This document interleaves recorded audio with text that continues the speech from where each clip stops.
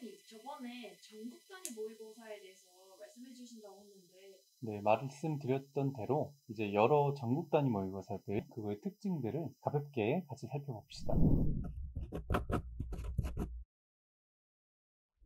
먼저 3월 교육청 모의고사부터 볼까요? 우선 교육청 모의고사가 무엇인지부터 보기 위해 평가원 모의고사와 비교를 한번 해봅시다. 엄밀히 말해서 공적인 수능 모의고사는 평가원에서 주관하는 6월, 9월 수능, 간혹가다 예비시험 이렇게 4가지밖에 없습니다. 수능을 위한 모의 연습으로 이렇게 4가지는 서로 성격이 비슷해요. 평가원에서는 출제를 위해 기본적으로 출제위원단이 꾸려지는데 각 영역별로 대학 교수가 참여하고 고등교사가 보조하여 문제를 출제를 해요. 보통은 대학 교수가 출제를 하고 고등교사가 난도 조정 및 교과과정 검토를 담당하는데요. 최근엔 정부의 사교육 정책 일환으로 출제 공정성을 검토하는 고등교사의 역할이 강화됐다고는 합니다. 무튼 그들이 외부와 차단된 환경에서 같이 합숙을 하고 출제를 해서 퀄리티가 높은 문항을 잘 뽑아낸다는 것이 중요해요. 수능 관련한 모든 것의 기준이 바로 평가원 6월, 9월 모의고사와 수능이라고 보면 됩니다.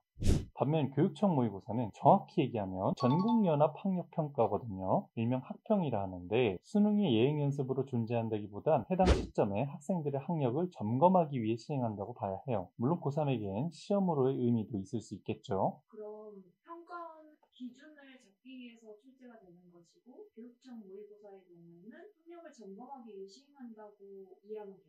그죠. 근본적인 목적 자체가 사실 두 기관에서 출제하는 모의고사의 성격을 다르게 만든다라는 거죠. 자, 그럼 학평의 출제 주체는 3월, 10월은 서울시 교육청이고 4월은 경기도 교육청, 7월은 인천시이고 출제위원은 해당 교육청에서 선정된 고등교사입니다. 아무래도 수능처럼 내야 되는 이유는 없기 때문에 기조가 많이 달랐지만 예전에는 최근에는 수능 트렌드 공부가 된 선생님들이 참여를 하는 모양인지 문제도 많이 세련되게 바뀌고 내용 구성도 근 2, 3개년 평가원의 트렌드를 반영하는 모양이에요. 특이한 건 EBS 연계인데 이상하게도 교육청 모의고사는 EBS 연계를 일부러 피하는 것 같기도 하단 말이죠. 추측이긴 한데 근데 어쨌든 전 오히려 이것은 장점이라고 보는 게 국어나 영어에서 EBS 연계 이득을 빼놓고 연습을 할 수 있다는 거니 실력 측정에 도움이 되는 측면도 분명히 있어요. 아무튼 교육청 모의고사는 고3 학평이라는 의미가 있어서 고3 정규교육과정 범위에 맞게 출제를 해요. 평가원 6평도 그러한데 고3 정규교육과정에 해당하는 것이 수학 선택 과목과 과탐 투 과목이기 때문에 이 두 영역만 범위가 전범위가 아니라는 점을 알아두면 됩니다. 확인하기 쉽게 링크를 달아드릴게요. 9월 평가원부터는 모든 시험이 전범위가 됩니다.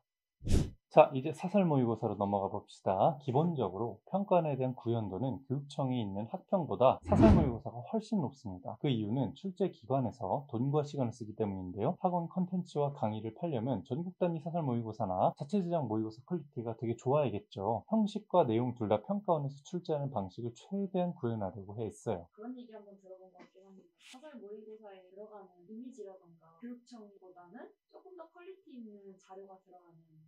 정확히 얘기하면은 이미지나 아니면 활용되는 형식 같은 것이 교육청은 아무래도 자기네들만의 고유한 형식을 쓰거든요. 근데 그 평가원이랑 그게 다르기 때문에 폰트도 다르고 그다음 숫자 기울이기도 다르고 아니면 활용하는 그림체도 좀 다르고 사실 그런 것들이 평가원과 멀다는 인식을 주긴 하거든요. 근데 사설 모의고사는 그렇지 않기 위해서 최대한 평가원과 비슷한 텍스트, 똑같은 자간 뭐 이런 것까지 다 신경을 쓴다는 거죠.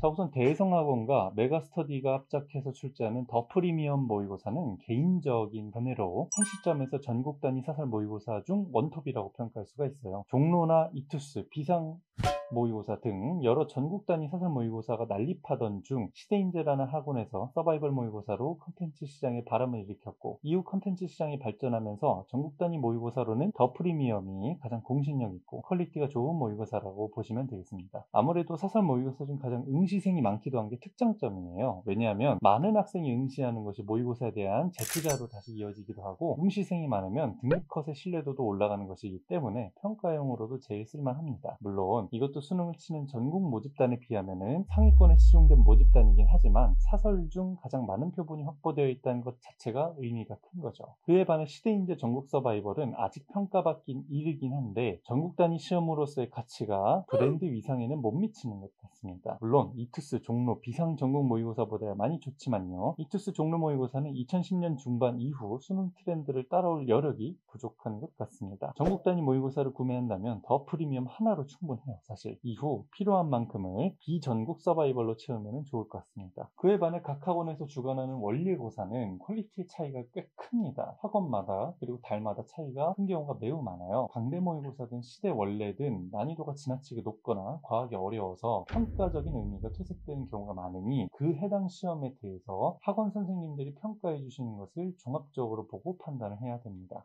굳이 원래고사를 못 봤다고 해서 뭐 주눅들거나 할 필요는 없는 거죠? 당연하죠. 원리고사는 정말 어떤 경우에는 이런 경우도 있어요. 그 학원에서 출제를 했는데 그 학원에서 강의를 하신 선생님이 이번 원리고사를 신경 쓰지 말아라. 안 좋다. 이렇게 평가하시는 경우도 꽤 많습니다. 선생님 혹시 그런 경험 있으신가요? 제가 다녔던 학원에서는 사실 어렵기는 했으나 수능에서 크게 벗어나는 경우가 7월 때 한 번 있었던 거로 기억나긴 하는데 그때는 진짜로 생명과학 1등급 컷이 33점이었나 그랬어요. 이건 잘못 낸 시험이 아닌가 싶긴 한데 다들 되게 멘붕했을 것 같아요. 예, 그래서 어쨌든 근데 오히려 다들 그러면요. 오히려 마음이 편합니다.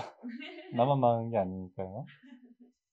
자, 그렇다면 학교나 학원에서 내가 마음에 안 드는 모의고사를 푼다고 할 때 거부하고 자습을 해야 될까요? 종종 학교에서는 고3 친구들을 위해서 학교에서 사설 모의고사 응시 기회를 제공하곤 하거든요. 근데 내가 마음에 안 드는 시험이라고 해서 거부할 이유는 사실 전혀 없습니다. 거기엔 정말 중요한 이유가 있는데요. 그것은 바로 모두가 같이 시험 스케줄을 수행하는 환경은 내가 만들고 싶어도 만들 수가 없기 때문입니다. 평소에는 내 의지대로 실무나 공부의 템포를 조절할 수 있잖아요. 근데 강제적으로 통제된 환경에서 연습하는 기회는 그 시험이 학평이든 뭐든 잘 잡을 필요가 있어요. 시험 당일 루틴을 연습해보고 내가 시험을 볼 때 어떤 습관이 나오는지, 내가 어떤 행동을 하는지, 아니면 어떤 사고 흐름이 흘러가는지를 연습하는 것은 매우 귀한 기회입니다. 선생님의 말씀을 한 단어로 정리를 하자면 리허설의 개념인 것 같아요. 그렇죠. 리허설을 통해서 메타 인지를 강화하자. 이렇게 한 문장으로도 정리가 가능하겠네요. 그리고 평상시랑 다른 환경에서 경험을 해봐야지 결국에는 실전에 가서도 그 환경에 금방 적응하고 자기 실력이 나올 수 있으니까요. 맞아요. 굳이 피하지 말고 그 시험이 마음에 안 들다 하더라도 마음에 안 들면 마음에 안 드는 지점을 말할 수 있도록 잘 보라는 얘기예요. 그리고 그 피드백을 바탕으로 또 고쳐나갈 수도 있으니까요. 맞죠? 수능 보셔도 되겠는데요? 다시 볼까요? 자, 어쨌든 앞선 영상에서 설명한 3월 시험 활용법과 전국 단위 모의고사에 대해서 정보를 잘 알아둬서 시험 치르기가 부족한 상황인 3월부터 시험을 잘 활용하길 바랄게요. 그러면 다른 주제로 또 뵙겠습니다.